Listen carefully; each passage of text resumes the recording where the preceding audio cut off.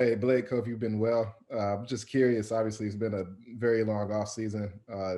What has this whole process been like for you? Obviously, just seeing all the change the Pistons have undergone, and how are you feeling going into training camp? It has been a lot of changes, but I think that I was sort of prepared for that. Sounded like that's what was going to happen, and I like the pieces that we got. I think we got a lot of guys who are, most importantly, great guys, and also guys that compete and play hard, and work hard. So I think that's what's very important. And as far as me, I feel great. Feel great, just ready to get on the court. Next question goes to Stoney. Yeah, Blake, first of all, I'm glad you're doing well. And how weird is it for you? I believe you're the longest reigning Piston player on the team right now. Is that Yeah, strange? a little bit, but these rookies, they make me feel old, so it feels kind of right at the same time. Now, Coach said Saddiq went out and worked out with you in LA. What does he bring to the table? Maybe some of the other rookies that you know about. I mean, Sadiq is I think has just one of the most complete games that I've seen. Especially for a rookie. I know he's a little bit older, but still, just a very complete game. One of my favorite things about him is his hunger for getting better and for the game of basketball. That's all a kid wants to talk about. That's all he cares about. He just wants to get better. He asks the right type of questions. So I'm glad I got to spend some time with him, just because it's very encouraging to know that that there's like-minded guys on the team. And the rest of the rookies, I've seen tape on them since they got drafted. I've watched more and more film, but I love their attitude, their approach. Each of them obviously brings something a little bit different. I think it'll be great for Killian to learn from Derek and have that role model. Isaiah and Saban as well. I mean, great guys and hard workers. So I'll take that. I'll take those attributes in a rookie any day. Thank you. Yep. Next, we'll go to Rob Beard. Hey, Blake, I hope you and your family are doing well, and thanks for taking the time out to do this. But just wondering, does this feel like what Troy has called it as a reawakening or reimagining of this roster? And when you look around, there's so many different faces. The style is going to be a bit different. You and Derek are taking on different roles as maybe mentors to some of the young guys. Speak to what all of that means to you as you move on in your career. What being a mentor means? Yeah, just all of the changes and now the changing role that you're going to have too. I think you sort of just get prepared for it, year in and year out. If you had guys that were your mentors, which I did, I was fortunate to play with a lot of great players and guys that were smart and gave me a lot of advice, stuff that I still use today, stuff that I say things to younger guys today that I heard from some of these guys. So, I embrace it. I look forward to it. I enjoy it. And like I said, so far from what I can tell, especially, spending some time with Saddiq, but from what I can tell from the other guys as well, they're all very, very hungry and hard workers, like I keep saying. So that's amazing. I mean, those guys they keep that attitude and keep that mindset, that they'll keep growing and have a good career. So I look forward to that. And I've looked forward to this part of my, working on this part of my, I guess, game, I would call it. It's being a mentor, being a leader, and helping other guys is part of your skill set, I believe. To follow up as well, Dwayne mentioned that you guys had lunch and you weren't trying to hear about any kind of minutes restriction. How anxious are you to get back on the court and to maybe get back to where you were in 2019, that all-NBA level player, and to show people that you can be that player again? Yeah, I'm very excited. I mean, it's been a long year of chatter, I've been through this so many times. You miss a year, or have a down year, or you deal with some injuries and you hear it all. So you're only in this league. You're only as good as your last game, your last season, whatever you've done, whenever the last time you touched the court. So I've had a lot of time to think and a lot of time to gather motivation. I'll say that. Appreciate it, Blake. All right. For our next question, we'll go to Brian Sterling. Hey, Blake. Brian Sterling with TNT. Happy holidays. Hope you're safe and healthy. The pandemic has kind of changed the way that we watch and prioritize sports. Mm-hmm. NBA is such basketball is such a special experience for players and fans. What is it about the game that has kept you engaged and motivated during all this? And what about the game draws fans in during all this too? I mean, it's for me, this is 10 plus years in the NBA, and that drive never doesn't change no matter the circumstances. But I think it was really important for us to the NBA and NBPA to get together and figure that out and get back out on the court, not just the bubble, but this year going forward, and keep things as normal as possible. I mean, it gives people something to look forward to. I mean, I know for me personally, I was thrilled to have NBA games back on.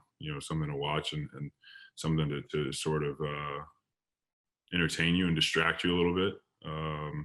But I'm obviously biased, but I think the NBA does, the best job of,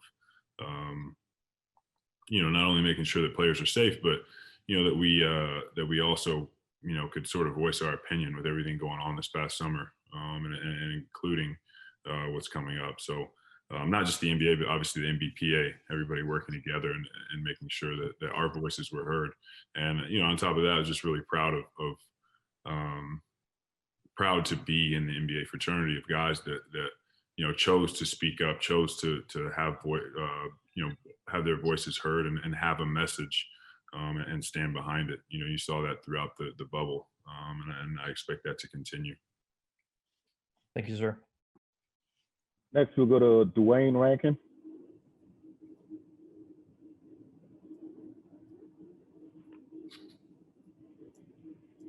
Dwayne, are you mute?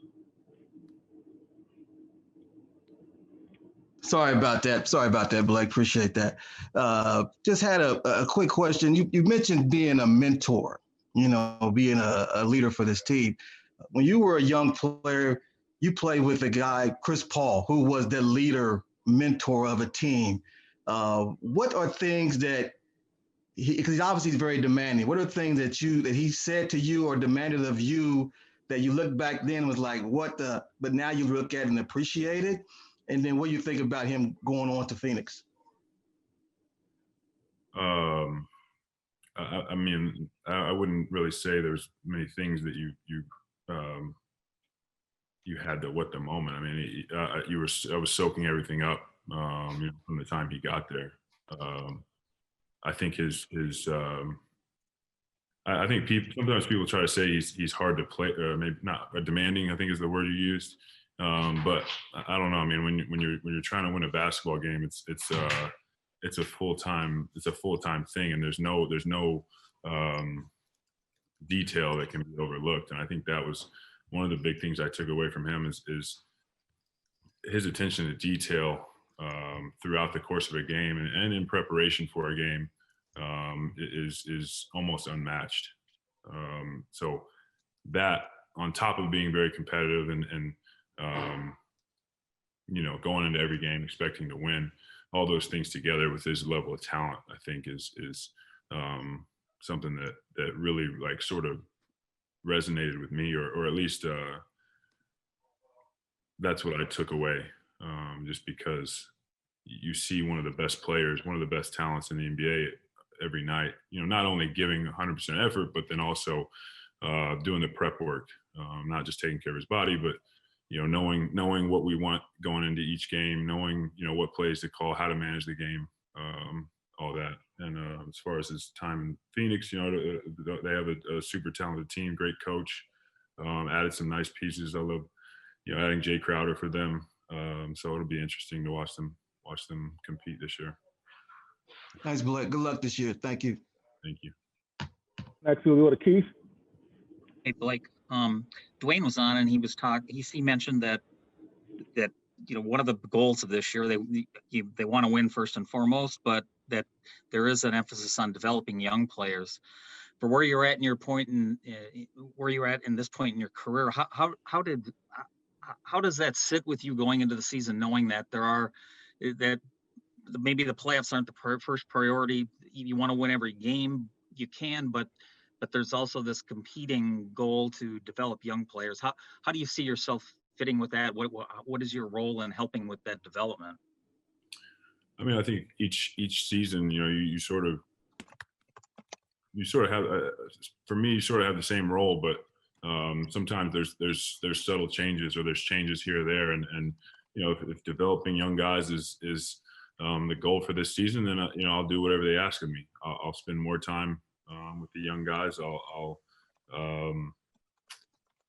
try to teach more, listen more, whatever it is. So we haven't even met as a team yet, obviously. So once we do that, I'll sort of have more conversations and sort of figure out how I fit into that. But I'll do whatever they ask of me, like I said. So if that's the emphasis, then that's the emphasis. I'm a Piston, and whatever they decide, that's what the common goal is. Next, we'll go to Woj. Blake, how are you? Good. You mentioned you had a lot of time to hear all the chatter and people saying whatever, and it gave you perhaps even more motivation. Amongst that was probably trade talks and stuff like that, your name bandied about. How much did that all stir you or spur you or bug you? Trade talk doesn't really get. I've been doing this for too long for that to bother me. I think we have a great relationship. I have a great relationship with the front office, and we have an open line of communication. So some things that people may have heard when it comes to trades, I didn't really spend a lot of time listening to. That wasn't really anything that I paid much attention to. So that never really gets to me unless I know it's real. And in that case, I probably know. Gotcha. Next question will go to Mark Spears. Hey, Blake. I was wondering, what were your thoughts about the bubble, watching it from a social justice standpoint, and your thoughts on when the players decided to walk away for a few days? I thought that, like I said earlier, I thought that the NBPA and NBA did a great job of finding a common ground and making sure that what the players felt and what they wanted was displayed. And as far as those 2 days, I think when something like that happens, you're just trying to make a decision in real time what you think is best. So whether people agree or not, I don't think agree with what they did. And by the way, I do. I think that it's best to take some time and at least have a conversation, and at least have put some thought into what's going on. Just because I think this movement and everything that happened,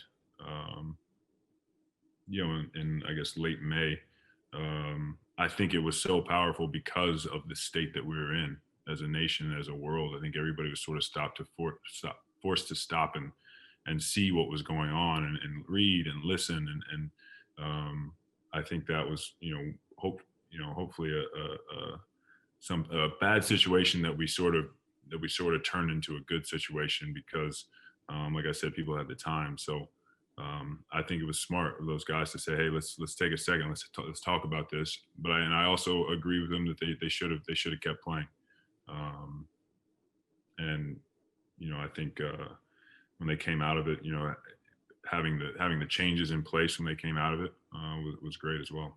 And also, if you would have picked a social justice jersey, what would you have chosen? What message would you have chosen, and why? Honestly, I didn't even really look at the whole list because I wasn't. We were never going. So I'd probably have to give it more thought. Thank you. All right, we'll take 2 more questions for Blake. Next, we'll go to James Edwards.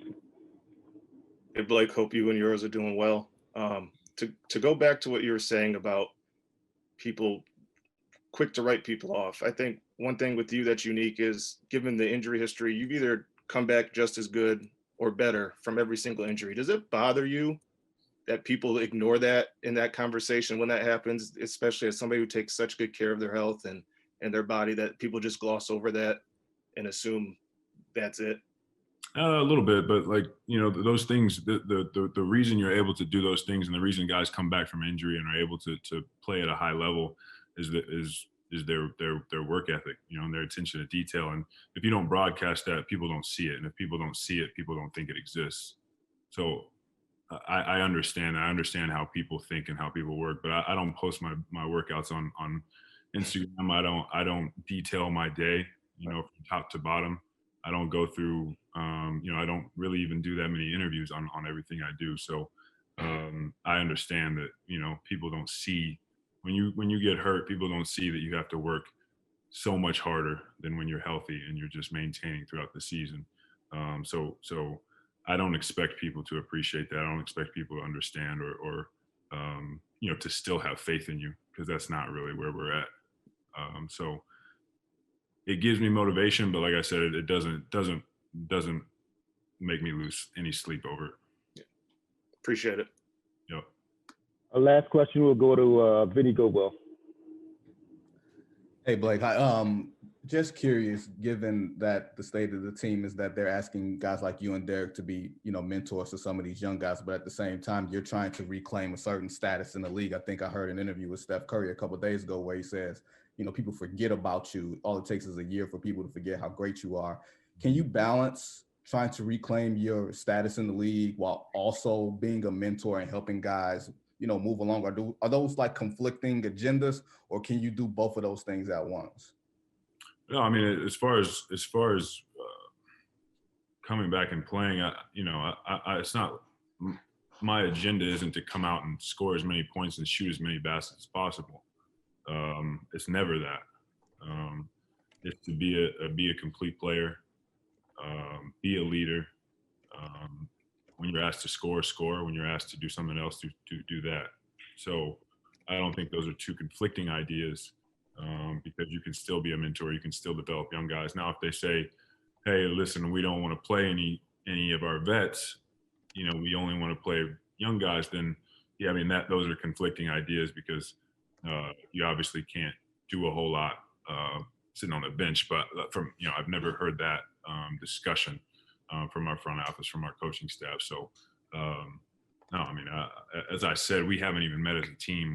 We haven't even met some of our rookies in face to face because of all these protocols. We're all in at different times. So once we do get on the floor as a team and have that meeting, have that time, figure out how things are going to work, I think I'll have a better understanding. But for now, I'm coming in ready to do what I've always done, and also whatever they ask of me.